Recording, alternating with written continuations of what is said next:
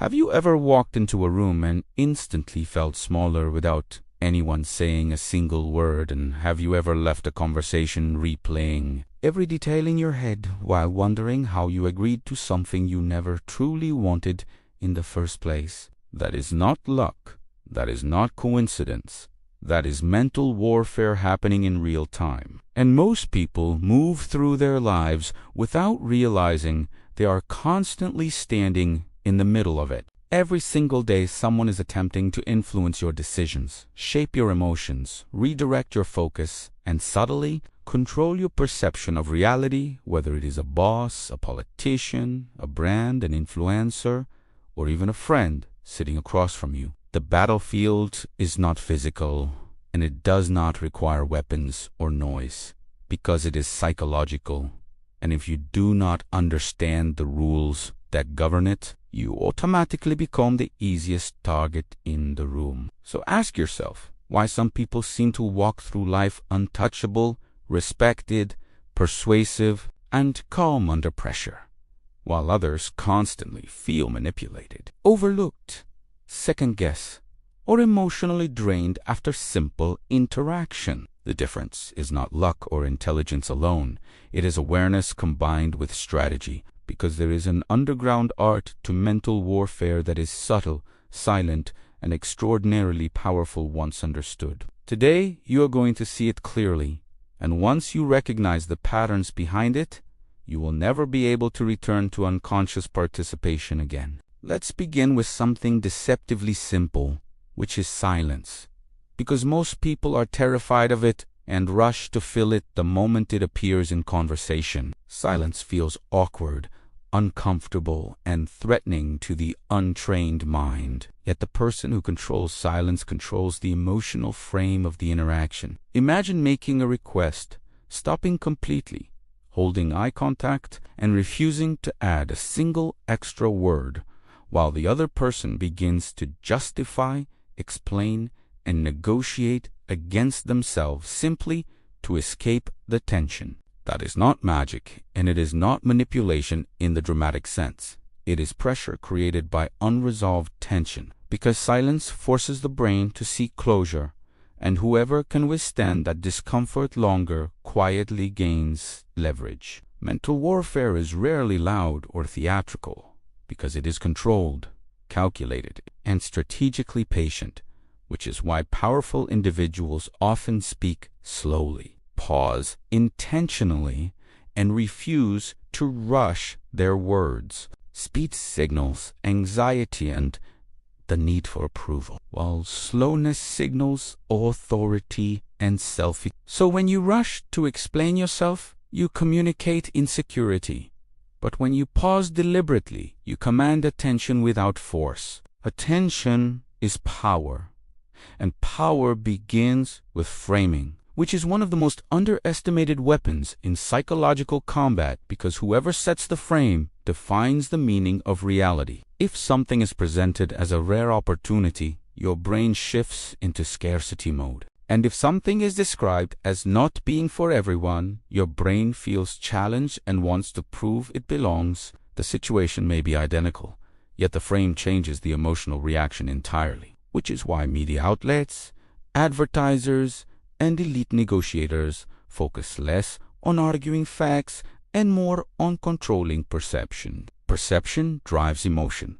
Emotion drives decisions, and decisions create outcomes, even though most people believe they operate purely on rational logic. The truth is that you rarely make rational choices first and then feel afterward, because you feel first and then construct logic to justify the emotional decision you already made. If someone can influence your emotional state, they can influence your choices, which is why emotional triggers such as fear, status, belonging, scarcity, and validation are used repeatedly across industries and power structures. Luxury brands limit supply to amplify desire through scarcity. Social platforms display follower counts to activate status comparison. And political movements create us versus them narratives to trigger belonging and perceived threat. None of this is accidental or random. Because mental warfare is about understanding human instincts more deeply than the person you are facing in the moment. Pre-selection operates the same way,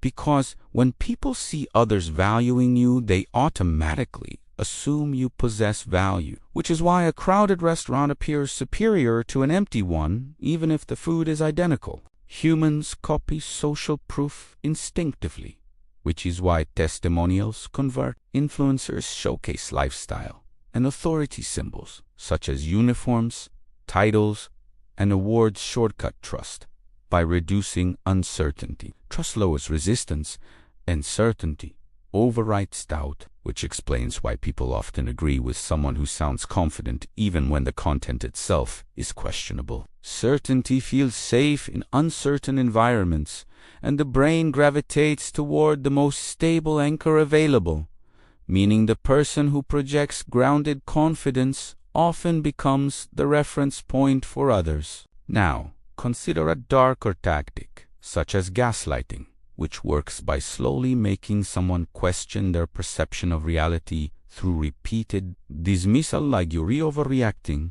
or "that never happened." Over time, the target stops trusting their own judgment. And once someone controls your perception, they effectively control your behavior, because your internal compass has been Mental warfare is not always about winning arguments loudly, because sometimes it is about eroding confidence slowly until resistance fades naturally. Yet the same tools that can harm can also protect you, because awareness transforms manipulation into information, and information becomes armor. Projection is another powerful move where individuals accuse others of the very flaws they carry, redirecting attention so effectively that the accused becomes defensive instead of observant. If you react emotionally to projection, you lose strategic position.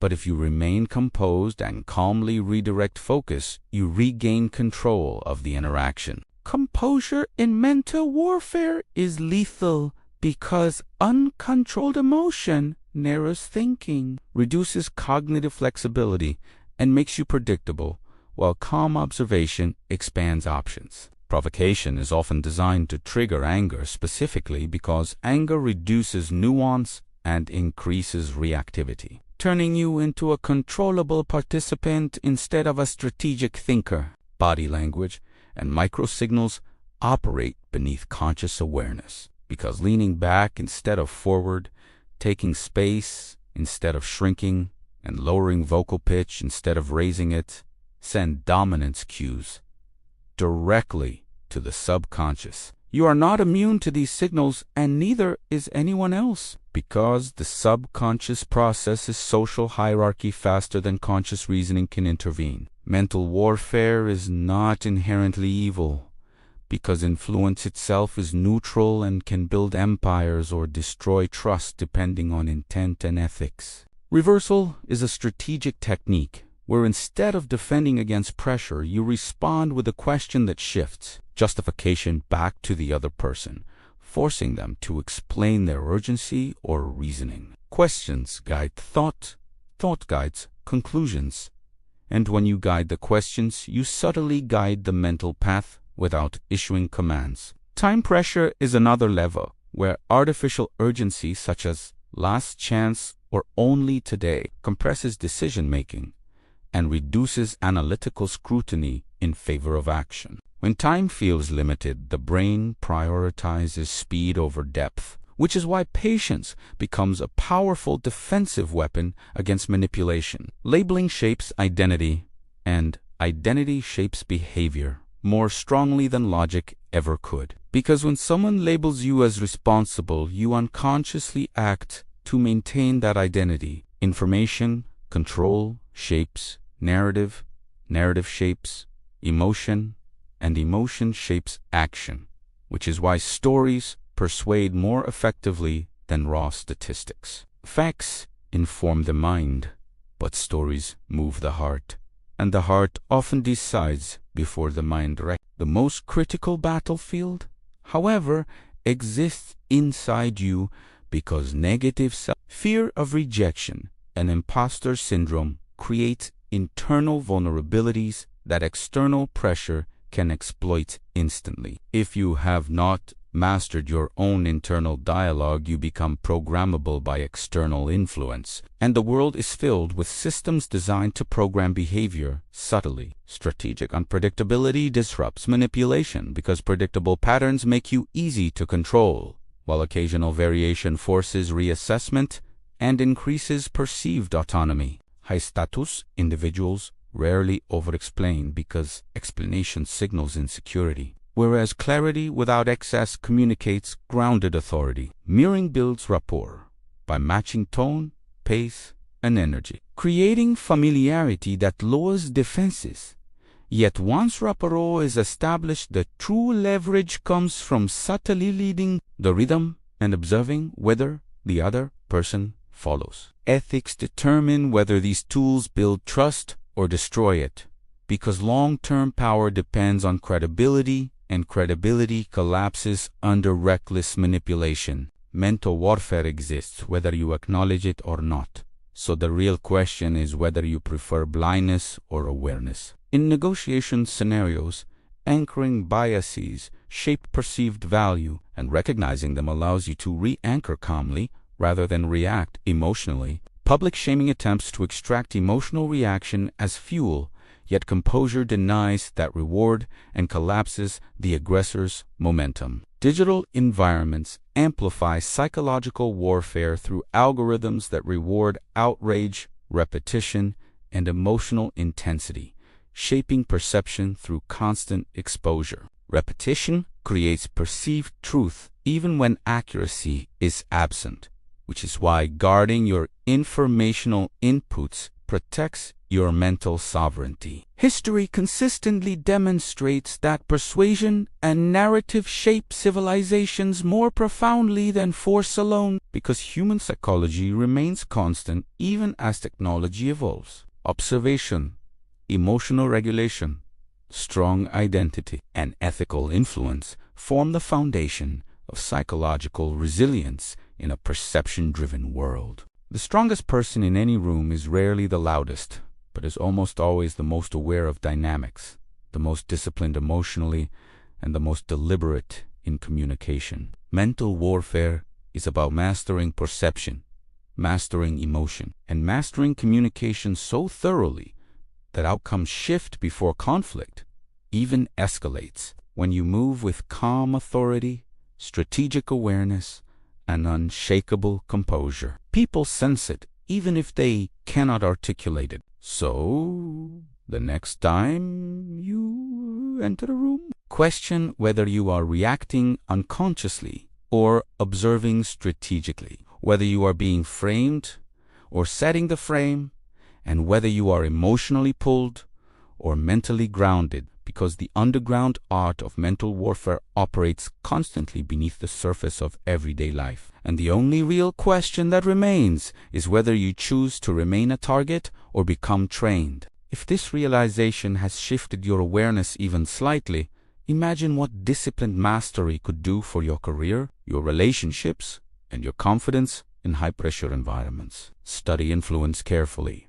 Practice awareness consistently. Sharpen emotional discipline daily. Because in a world governed by perception, the mind is the ultimate battlefield, and those who understand its mechanics often win before the fight even begins.